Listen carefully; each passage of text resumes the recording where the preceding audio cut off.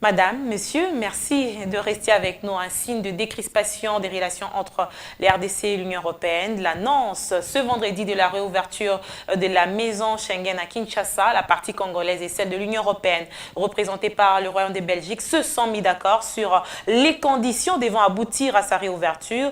Parmi les points de convergence, la maison Schengen réouvrira sous un autre label suivant les modalités en vigueur en matière d'octroi des visas. Entre la RDC et l'Union européenne, c'est désormais le dégel des relations internationales. Un accord entre les deux parties pour la réouverture de la maison Schengen New Look a été trouvé.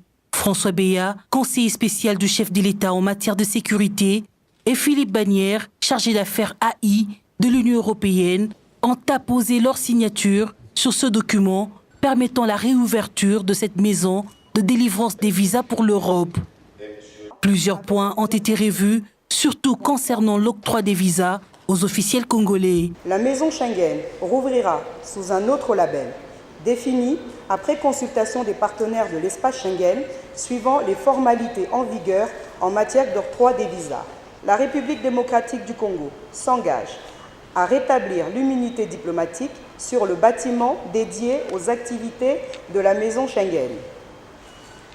La partie belge s'engage à la reprise des activités consulaires relatives à la réception des demandes de visa Schengen en déant les 10 jours ouvrables qui suivent la formalisation de cet engagement.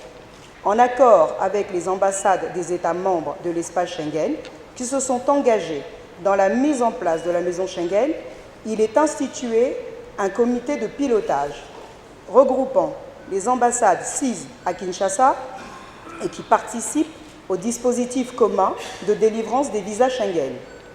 Ce comité de pilotage sera chargé de la bonne mise en œuvre des dispositions du présent accord et de l'examen régulier des questions opérationnelles liées à l'application de la politique commune des visas en RDC. Cet acte constitue un premier pas vers la normalisation des relations entre la RDC et l'UE, en croire les participants à cette cérémonie. Nous sommes extrêmement heureux au niveau des États membres Schengen de pouvoir signer et pouvoir retrouver la possibilité de pouvoir redélivrer des visas Schengen. Donc, comme vous avez pu l'entendre, il y a un accord qui a été mis en place entre la partie congolaise avec les autorités congolaises. Et donc, une série de dispositions ont été adoptées. Un mécanisme de comité de pilotage également a été mis en place. Donc nous allons essayer d'augmenter bien évidemment le confort et la qualité de la réception des demandes de visa que nous aurons. De la même manière également, on attend également de la partie congolaise une série d'éléments dans la délivrance de visas qui peuvent s'opérer en Europe. Parce qu'avec toute la famille Brussels Airlines, ça nous permet de se réinvestir en 2019, de relancer nos vols quotidiens le plus vite possible. Et en plus, on aura une belle année ensemble avec notre clientèle, notre fidèle clientèle, pour relancer non seulement les 7 vols par semaine, mais aussi un nouveau avion qui va arriver avec une nouvelle classe affaires, Eco Premium et une classe Eco totalement rénovée.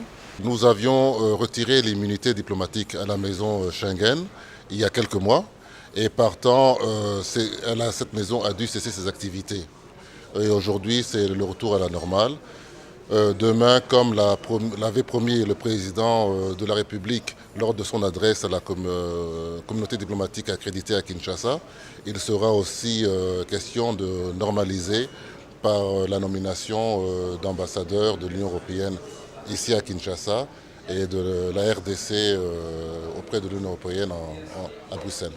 La réouverture annoncée de la maison Schengen fait suite à la volonté du chef de l'État Félix Tshisekedi, volonté exprimée au corps diplomatique accrédité à Kinshasa lors d'une cérémonie d'échange de vœux.